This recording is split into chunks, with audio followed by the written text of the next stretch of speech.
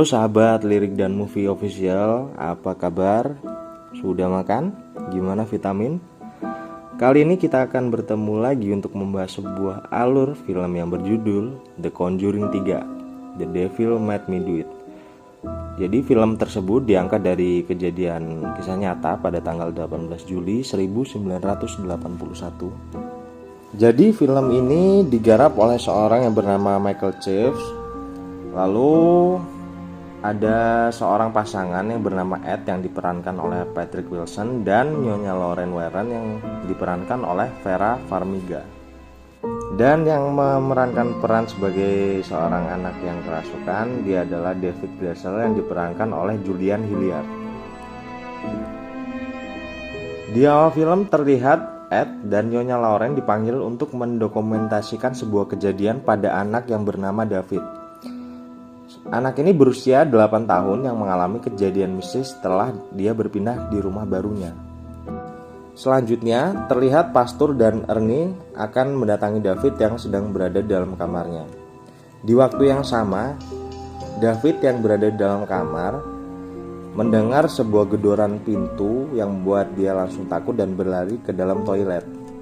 Ketika dia sedang berada dalam toilet, gedoran pun terhenti dan tiba-tiba sang ayah yang mendengar teriakan David tiba-tiba berlari ke arah kamar mandi lalu mendobrak pintu di mana tempat David berada. Namun setelah itu tiba-tiba David berlari dan menyerang kaki ayahnya sendiri. Di sini terlihat David sudah mulai kerasukan setannya ya. Selanjutnya si Pastor dan Ernie bersama yang lain membawa David ke lantai pertama untuk melakukan proses pengusiran setan. Di sini, Nyonya Lauren terlihat sedang melakukan pengusiran setan dan dia mendapatkan sebuah penglihatan kilas balik ke masa lalu. Nampaknya ini kilas balik masa lalu dari iblis yang mendiami tubuh si David. Situasi pun menjadi tambah kacau, dilihat dari barang-barang yang berterbangan ke sana kemari yang menyebabkan kepala si Pastor terkena headshot telak di kepala. Di tengah situasi yang kacau, si Ernie terlihat dengan susah payah membujuk si iblis agar berpindah ke dalam tubuhnya. Dan dengan berpindahnya si iblis ke tubuh Ernie menjadikan situasi kembali aman. Namun sang ayah terkena penyakit jantung dan dia pingsan akibat kejadian tersebut, menyebabkan si ayah dilarikan ke rumah sakit. Namun ini adalah awal dari mimpi buruk yang sebenarnya dan film pun baru dimulai.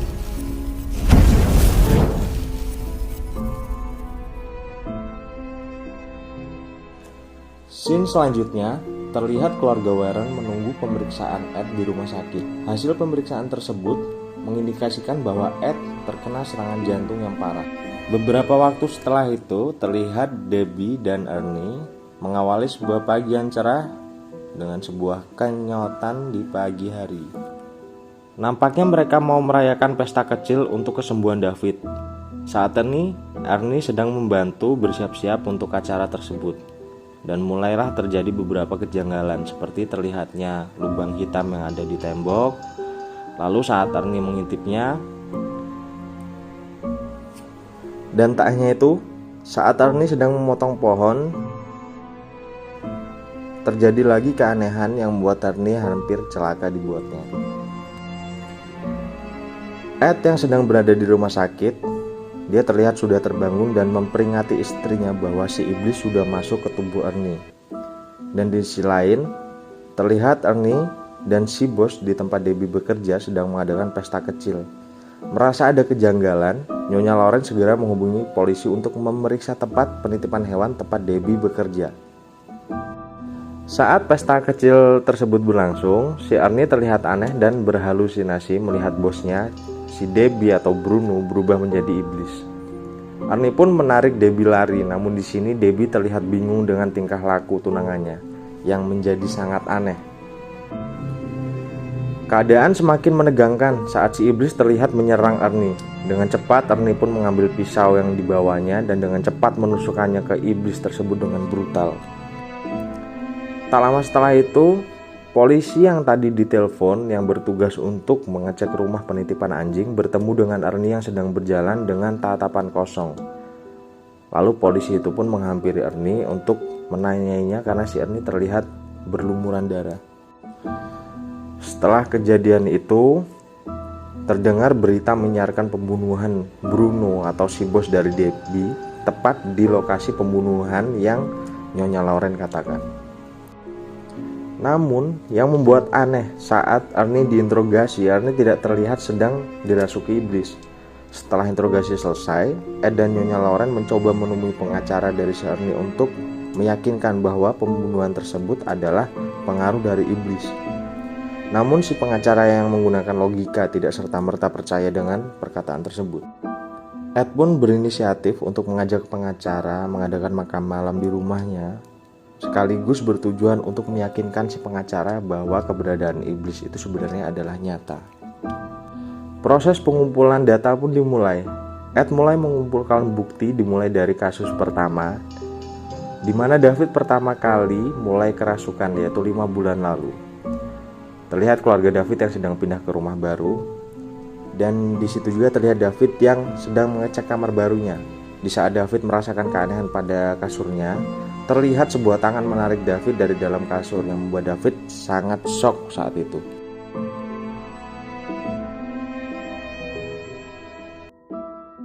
Dan kita kembali ke saat ini. Ed dan Nyonya Lauren memeriksa kamar tempat pertama kali keanehan tersebut terjadi, yaitu di kamar David, dan menemukan sebuah lantai di kamar tersebut.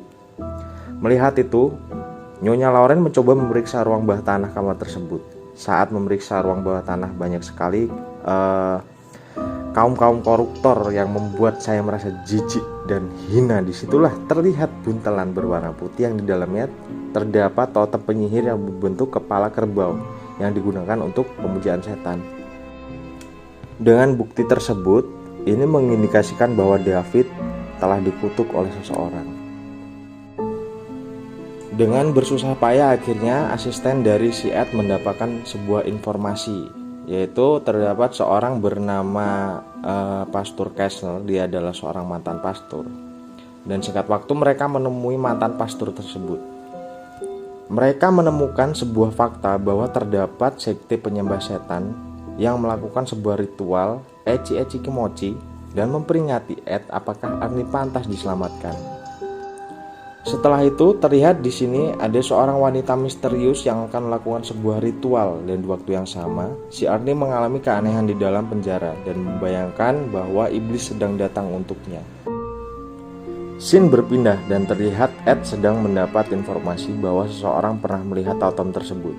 Orang tersebut adalah seorang detektif yang pernah menangani kasus serupa, dan dia pernah melihat totem yang sama saat menangani kasus tersebut, yaitu hilangnya seorang gadis yang sampai saat ini belum ditemukan.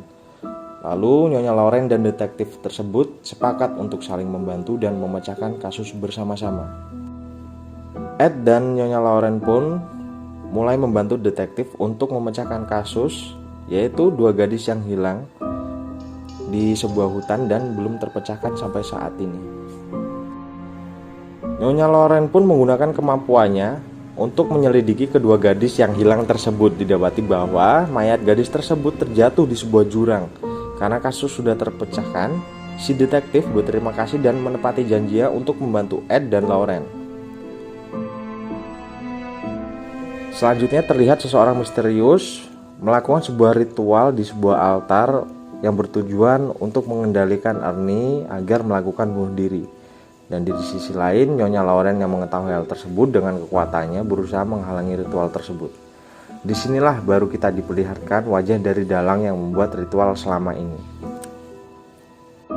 Dan di saat itu juga terlihat sebuah mayat yang sangat-sangat besar bangkit dan berusaha menyerang Nyonya Lauren. Namun dengan susah payah berhasil diselamatkan oleh Ed. Scene berpindah lagi. Di saat Ed sedang di rumah sendirian, dia bertemu wanita misterius si dalang kutukan. Wanita tersebut mengatakan bahwa kau sudah dekat dan jangan menyerah, yang menandakan memang wanita tersebut memancing Ed untuk mengejarnya. Tak lama setelah wanita tersebut berbicara, terlihat mayat yang sangat besar yang sebelumnya menyerang Nyonya Lauren. Ed berusaha kabur lalu mengeluarkan pisau untuk menyerang mayat tersebut dan seketika langsung disadarkan oleh asistennya.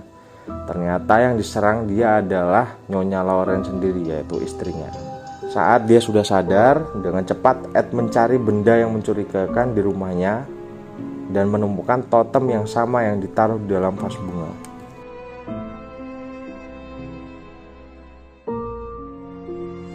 Setelah kejadian tersebut, Nyonya Lauren kembali menemukan Pastor Kastner dan dia mendapati fakta bahwa wanita misterius yang menjadi dalang ritual adalah anak dari si mantan Pastor Kastner, dan mendapat petunjuk bahwa altar yang digunakan oleh wanita misterius tersebut ada di bawah rumah mantan Pastor Kastner, yaitu rumah yang saat ini sedang dia datangi. Saat itu juga dengan cepat Pastor Kastner menyuruh Nyonya Lauren untuk pindah ke ruang bawah tanah karena ia tahu bahwa anaknya akan datang ke rumah tersebut untuk membunuhnya. Ed yang mengetahui keberadaan istrinya ada di rumah Pastor Kastner dengan cepat masuk ke dalam rumah tersebut. Nyonya Lauren yang berada di bawah tanah sempat tertangkap dan coba dibunuh menggunakan pisau oleh wanita misterius. Namun, Nona Lauren berhasil selamat dengan menipu kepalanya dengan batu.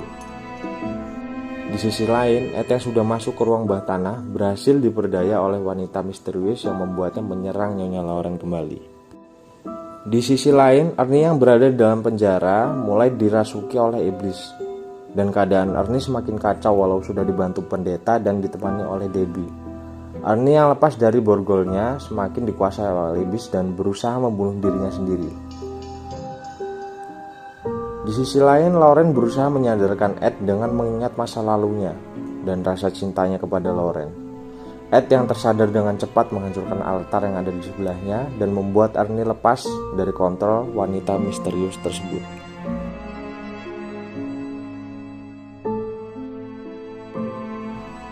Karena ritualnya gagal, si iblis berbalik membunuh si wanita misterius tersebut.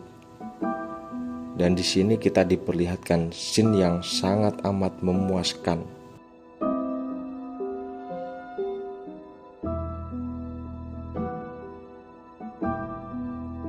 Beberapa waktu berlalu setelah kejadian tersebut. Terlihat Ernie akan menjalani persidangan ulang dan menurut kisahnya, Ernie Johnson dihukum selama 5 tahun dan menikah di dalam penjara sampai hari ini, dan film pun selesai.